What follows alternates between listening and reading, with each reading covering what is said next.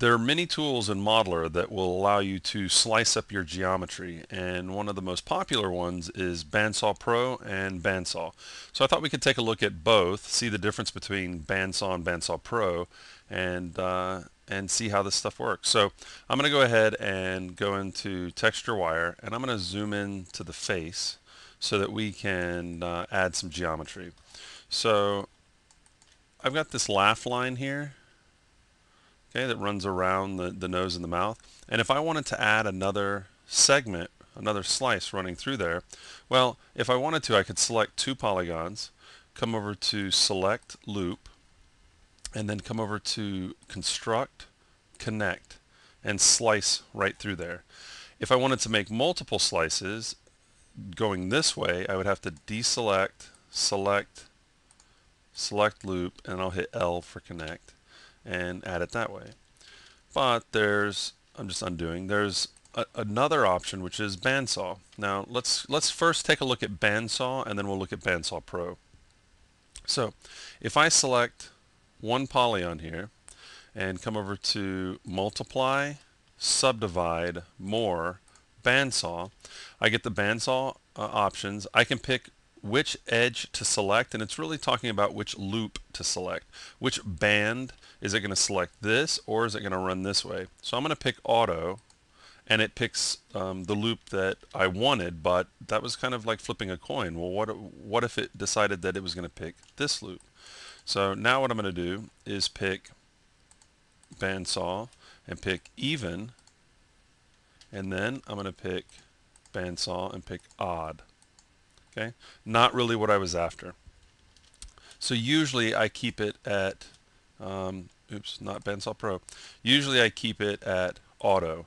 And if you really want to help it, I find sometimes selecting a few polys and then going to Bandsaw will help it determine which direction to go in. Now, if you don't have Enable Divide on, Bandsaw becomes Select Loop.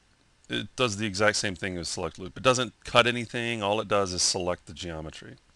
Okay, so let's go to Bandsaw. With Enable Divide on, picture this as your polygon, and it's going to slice right down the center. Now, if you want, you can click and drag this and decide that you want the cut to be over here, because we're in edit mode. If I add some cuts, I can then edit each cut. If I don't want, say, this cut right here, I can delete and just click on it. So I'm in delete mode, click, edit, come over here. Now if I put this here and this one way over here, the spacing isn't the same, but if I click uniform, I can make uniform spacing, equal spacing between each cut.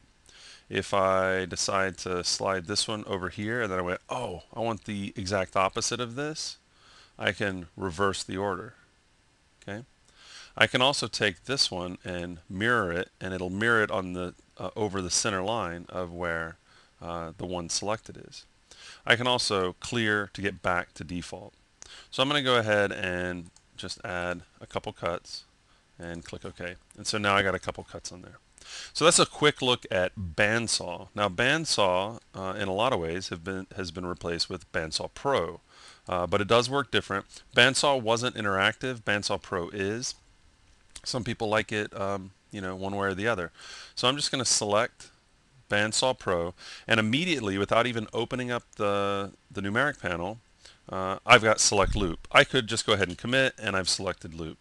Okay, but I have Select Loop for that, so I'm going to go over to Bandsaw Pro, in for numeric, and right now it's kind of the same setup. If I want to enable divide, then I can commit. Now if I undo, and now that I've enabled divide, just by clicking Bandsaw Pro, it does it for me already. It remembers it from the last time I used the tool, so I don't even have to open up the window. A lot of times whenever I'm adding an extra loop, an extra segment, I'm wanting it right down the center, and I wouldn't have to worry about anything. I wouldn't have to open up the numeric panel.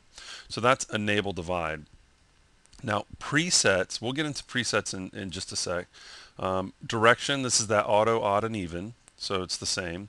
Uniform, mirror, reverse, clear, that's the same as over in bandsaw. But instead of clicking and dragging on this, we use the mini slider. But if you notice in OpenGL, it's interactive. I can see it before I commit, which is really handy. I don't have to undo after I do it because I didn't get what I wanted. I can just interactively move this. Okay, that's the edit operation. We've got add and delete, just like over in, let's just add. We've got add and delete, just like over in bandsaw. Okay, I'm going to go ahead and clear.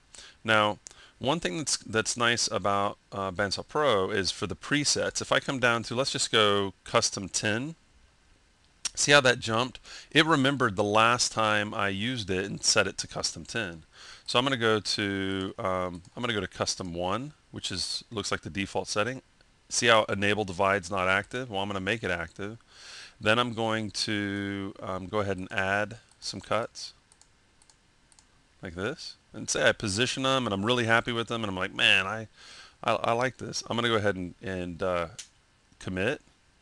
Or actually I dropped the tool. I'm going to go back and commit, and then I go, no, not really digging it. Undo, undo, and then I'll go back to Bandsaw Pro, go to default settings. Nope, I want to go back to that setting I have. So see, I'm saving custom setups so that I don't have to set them up again when I go back to use it.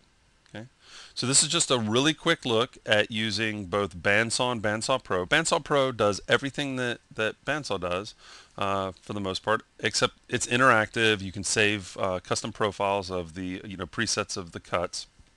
And I think the big key benefit of Bandsaw Pro is you don't have to open up the panel. You can just click the tool and hit enter, and you're fine.